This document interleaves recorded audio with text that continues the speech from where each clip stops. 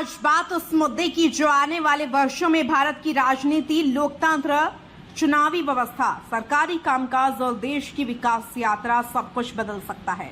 क्या भारत में अब हर साल चुनावों का सिलसिला खत्म होने वाला है? क्या अब लोकसभा, विधानसभा, नगर निकाय और पंचायत चुनाव एक साथ होंगे? क्या इससे देश को फायदा होगा या लोकतंत्र पर पड़ेगा असर? और क्या प्रधानमंत्री नरेंद्र मोदी का वन नेशन वन इलेक्शन सपना अब हकीकत बनने की ओर बढ़ चुका है? क्योंकि लखनऊ में हुई एक महत्वपूर्ण बैठक में उत्तर प्रदेश सरकार के कई वरिष्ठ मंत्रियों ने इस व्यवस्था का खुलकर समर्थन किया है।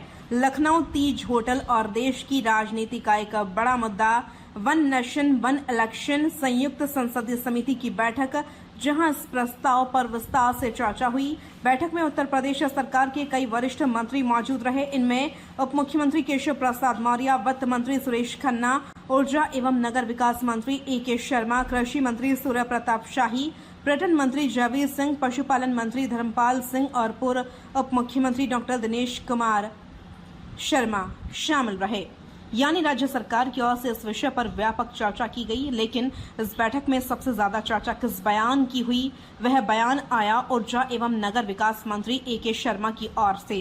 मंत्री ए.के. शर्मा ने कहा, वन नेशन वन इलेक्शन प्रधानमंत्री नरेंद्र मोदी की दूरदर्शी सोच है।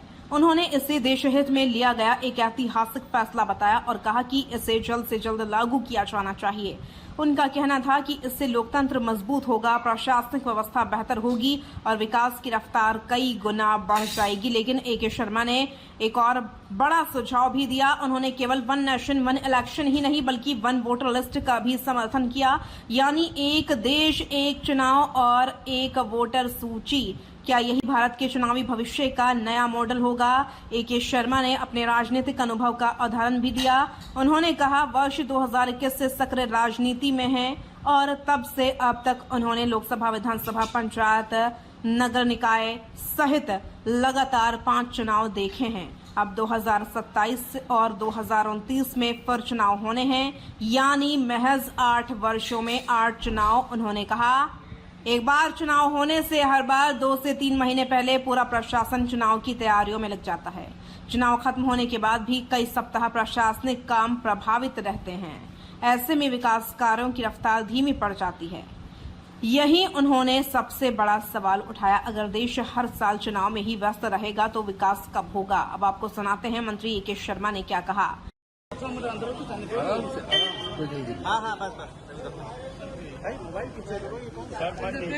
बोलिए को लेके संसदीय समिति की बैठक चल रही है, लगा लीजिए, सब लोग लगा लीजिए।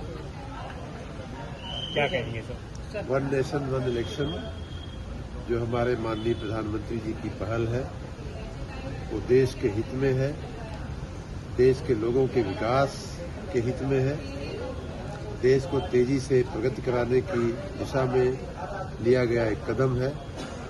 यही बात हमने आज माननीय संसदीय समिति के समक्ष भी बताई है कि इसे जल्दी से जल्दी लागू करना चाहिए। छोटी मोटी जो बातें चर्चा में आती हैं, उनके चलते जो मुख्य बात है उसको दरकिनार नहीं किया जा सकता और उन छोटी छोटी बातों को साथ में देखते हुए हमें इसे जल्दी से लागू करना होगा। कोई ऐसा विषय नहीं है, कोई ऐसी बात नहीं है जिसके चलते इस बड़ी भावना को, इस बड़े काम को रोका जाए। इसे जल्दी से विपक्ष के नेता भी रहे सर, क्या सहयोग हो रहा है सर? विपक्ष के लोग विपक्ष वाली भाषा बोलते ही हैं, उसमें उनकी डिटेल बातें आपसे पूछ लीजिएगा, लेकिन विपक्ष की बातों में कोई दम नहीं होता। विपक्ष जो है हमेशा एक अच्छे कार्य को रोकने की कोशिश में लगा रहता है। देश की जनता सरकार के साथ है, माननीय मोदी जी के साथ है, माननीय प्रधानमंत्री जी के साथ है और वन नेशन वन इलेक्शन जो है सही दिशा में लिया गया कदम है। देश की बहुतायत जनता, बल्कि देश की जनता तो पूछ रही है कब से होगा, क्यों इसमें विलंब हो रहा है, इसलिए विपक्ष की बात में कोई दम नहीं है। मंत्री ए.के. शर्मा का कहना है, यदि वन नेशन वन इलेक्शन लागू होता है तो बार बार चुनाव नहीं होंगे, चुनावी खर्च घटेगा, सुरक्षा बलों की बार बार तैनाती की जरूरत कम होगी, सरकारी मशीनरी लगातार विकास कार्यों में जुटी रहेगी, सरकारी संसाधनों का बेहतर उपयोग होगा और जनता को समय पर बेहतर सेवाएं मिल सकेंगी। यानी सरकार का दावा है कि एक साथ चुनाव देश के विकास को नई रफ्तार देंगे। लेकिन क्या यह इतना आसान है? यहीं से बहस शुरू होती है। क्या अगर किसी राज्य की सरकार बीच में गिर जाए तो क्या होगा? क्या पूरे देश का चुनाव फिर से होगा या उस राज्य में अस्थायी व्यवस्था बनेगी? क्या संविधान में बड़े संशोधन करने होंगे? क्या सभी राजनीतिक दल इस पर सहमत होंगे? क्या क्षेत्रीय दलों की आवाज कमजोर होगी या देश को स्थिर सरकार मिलेगी? बैठक में उप मुख्यमंत्री केशव प्रसाद मौर्य सहित अन्य मंत्रियों ने भी इस व्यवस्था का समर्थन किया। पर्यटन मंत्री जयवीर सिंह ने कहा, यह देशहित में जरूरी सुधार है। उन्होंने कहा, सभी राजनीतिक दलों और समाज के हर वर्ग को सकारात्मक सोच के साथ इस पहल का समर्थन करना चाहिए। उनका कहना था, इससे लोकतंत्र मजबूत होगा, विकास तेज होगा और देश नई दिशा में आगे बढ़ेगा। लेकिन क्या देश का हर नागरिक इस बदलाव के लिए तैयार है?